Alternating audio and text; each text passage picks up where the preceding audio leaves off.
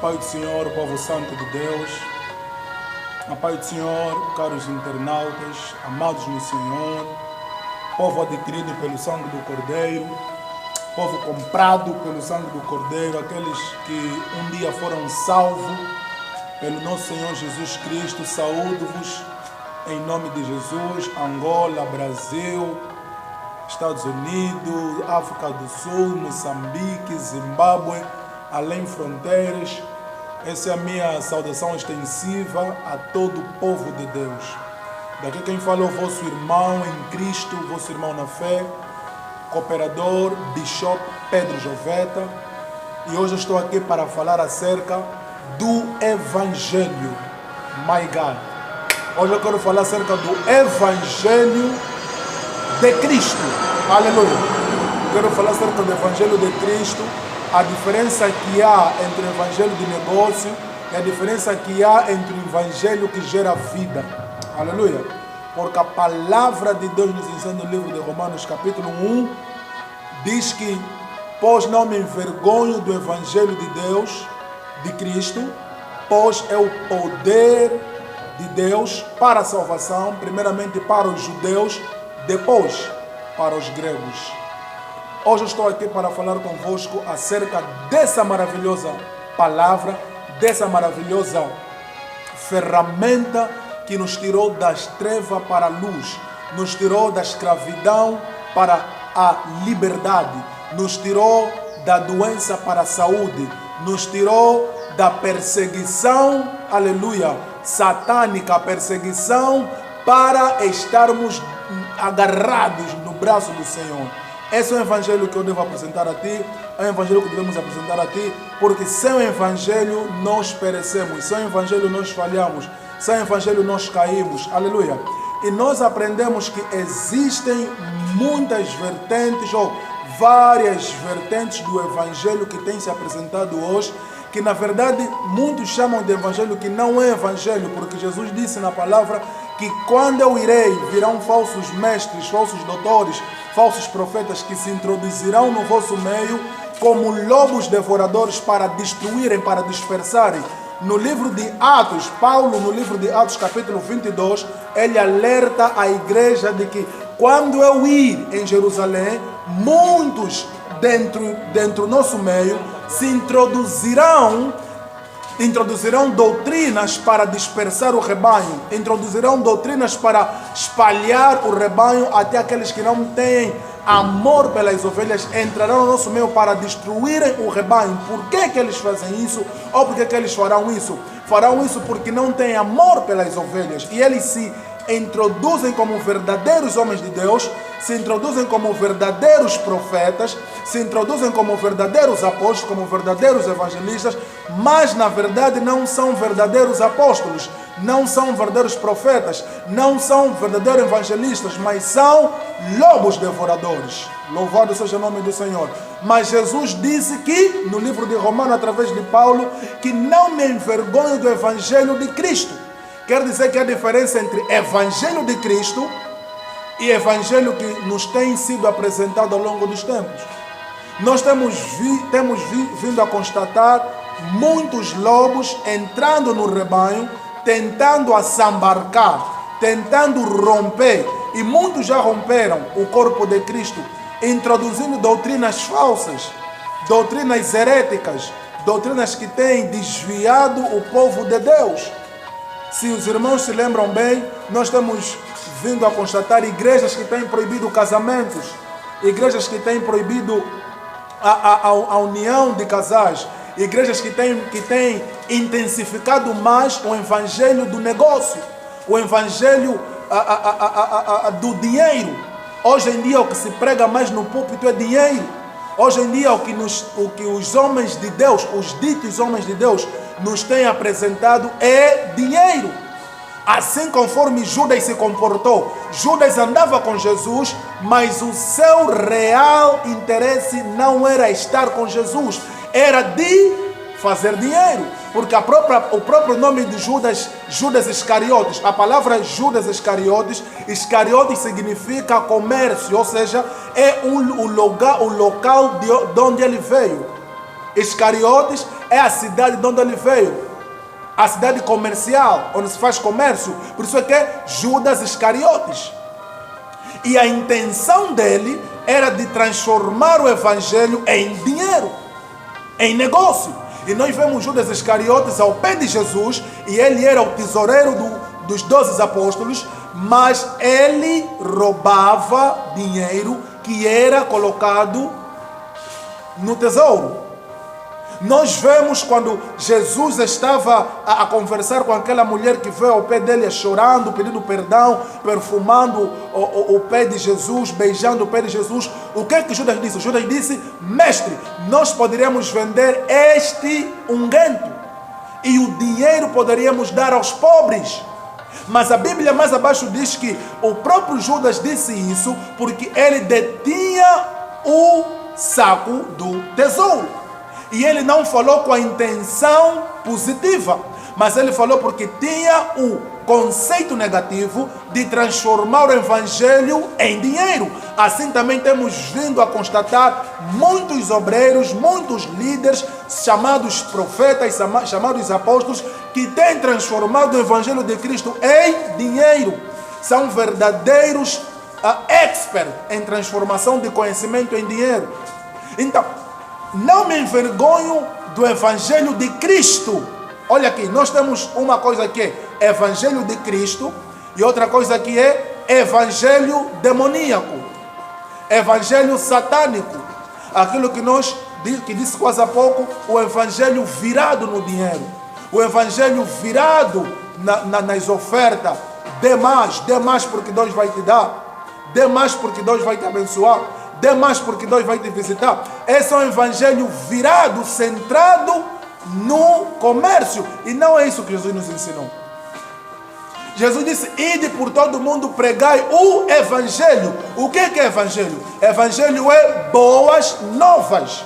Aleluia. Porque a palavra salvação, atenção, a palavra salvação vem do termo grego sozo, que significa libertação, que significa sair da escravidão, libertação da doença, da opressão demoníaca, libertação. A obra da salvação, ela é completa e não abarca dinheiro.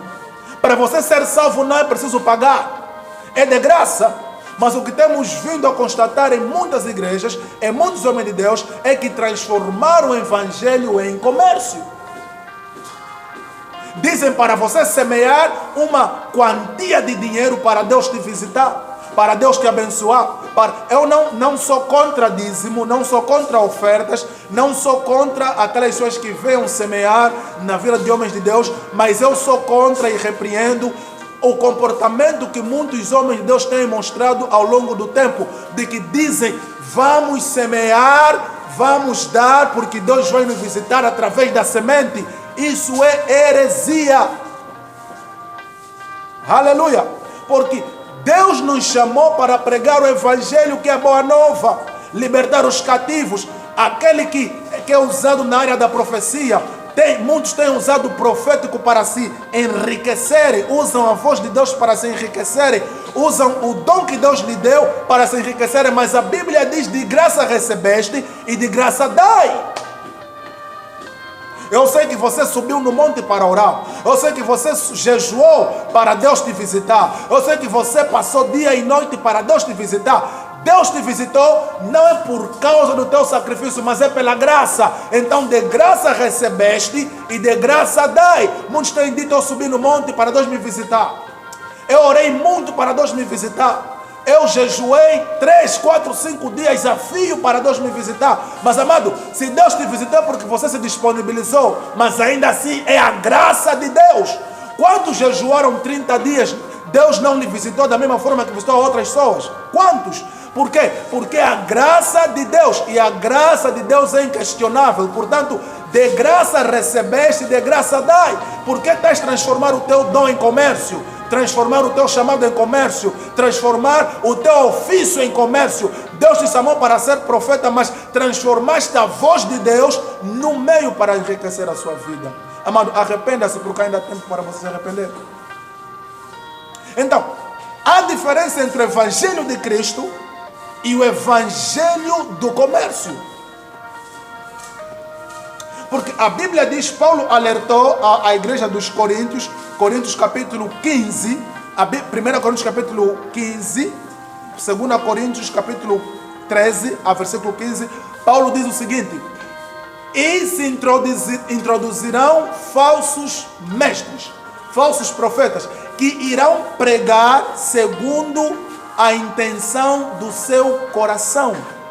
Irão pregar segundo a vontade da sua ventre, segundo as paixões, segundo os seus pensamentos. E Paulo vai mais além numa das cartas dizendo, e juntarão-se falsos mestres, introduzindo doutrinas heréticas, introduzindo doutrinas que visam desviar o povo de Deus.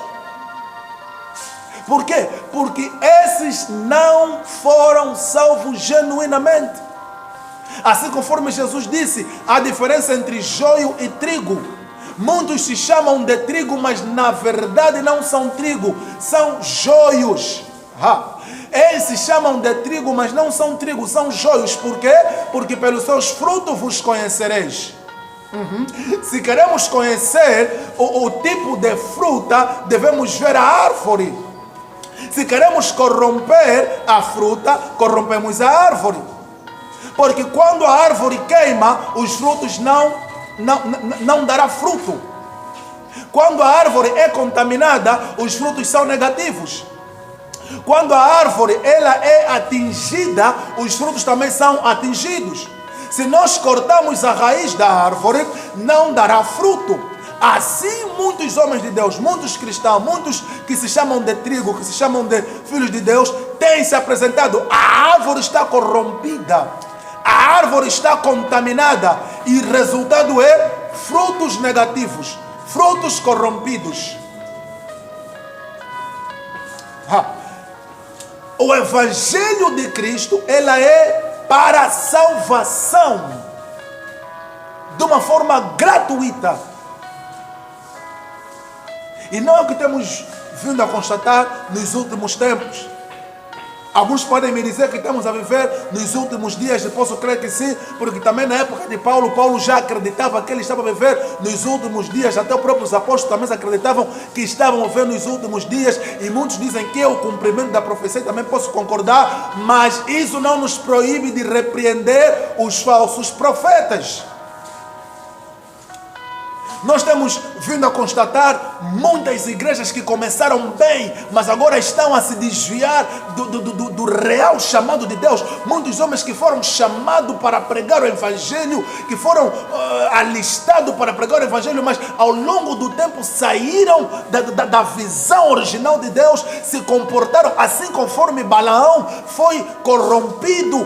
O profeta Balaão, lá no Antigo Testamento, o profeta israelita, por causa da oferta que o rei lhe ofereceu, resolveu se vender por causa do dinheiro, por causa da comida, resolveu se vender para profetizar coisas que não vêm na mente de Deus, resolveu se vender inventando profecias, inventando revelações, amaldiçoando o povo de Deus só por causa do dinheiro. Assim também temos vindo a constatar muitos homens de Deus que têm inventado profecias, inventado libertação, inventado cura, até tem falsificado cura, ressurreição de mortos, tem falsificado tudo só para angariarem fundo dos pobres.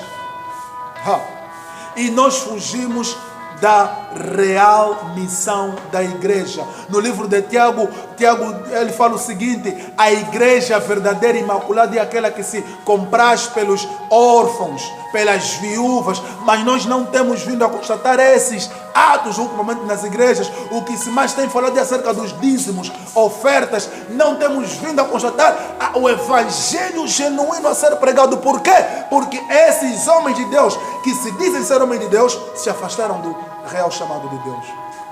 E Deus te chama para voltar ao primeiro amor. Assim conforme João se direciona às 7 igrejas da Ásia, numa das igrejas ele diz: volta ao seu primeiro amor, aonde você começou a sua obra e caíste, volta ao seu primeiro amor. E muitos têm resistido ao chamado de Deus. Muitos têm resistido a alerta que Deus tem usado muitos filhos para dar ao corpo de Cristo.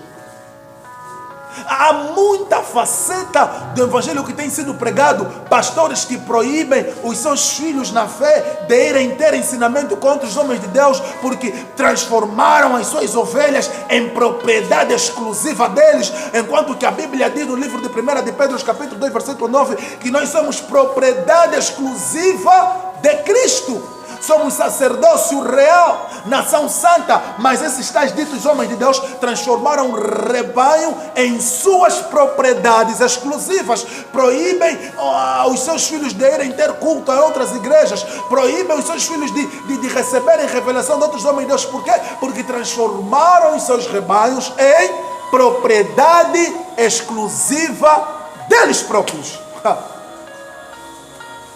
My God.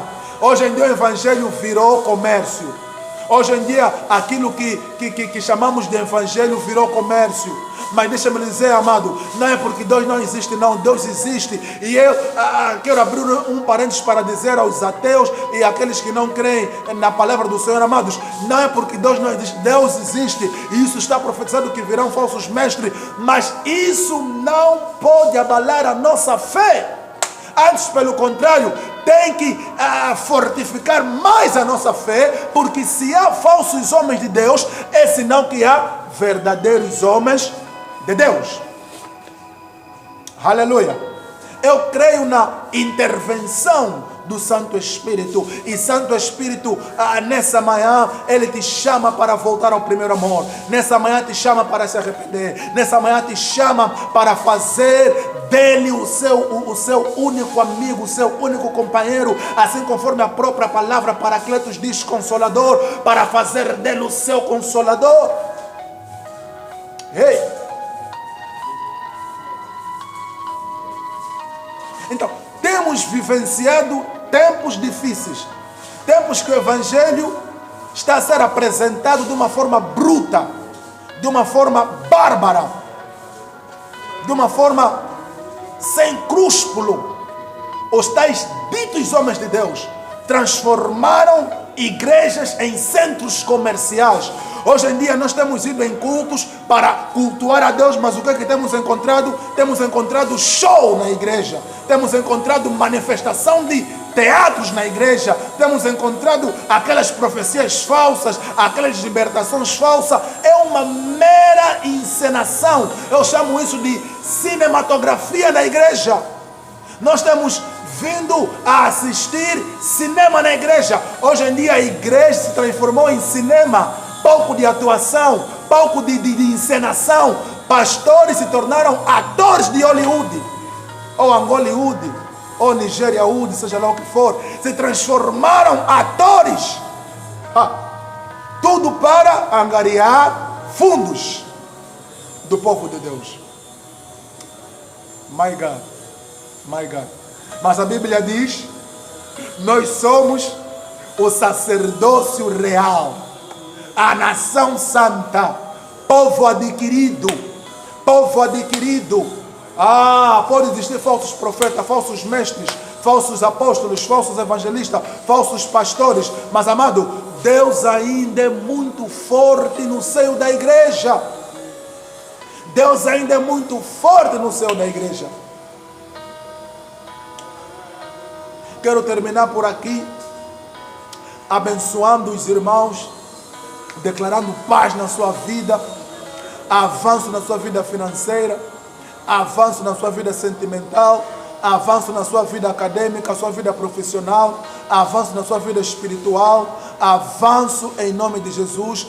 Todo aquele ataque satânico que tem vindo na sua vida, eu declaro caia por terra em nome de Jesus, porque a palavra nos ensina que a nossa luta não é contra carne nem sangue, mas contra principados, potestades, dominadores desse mundo tenebroso. E eu declaro na sua vida, toda mão estranha na sua vida, caia por terra em nome de Jesus.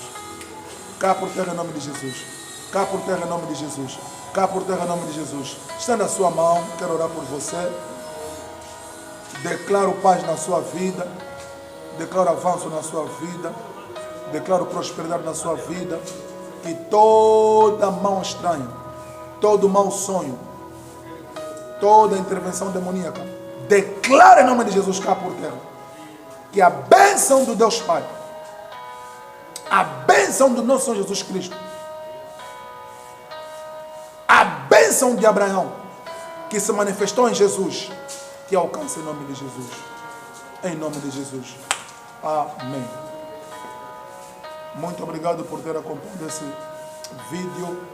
Que Deus lhe abençoe rico e poderosamente. Amém.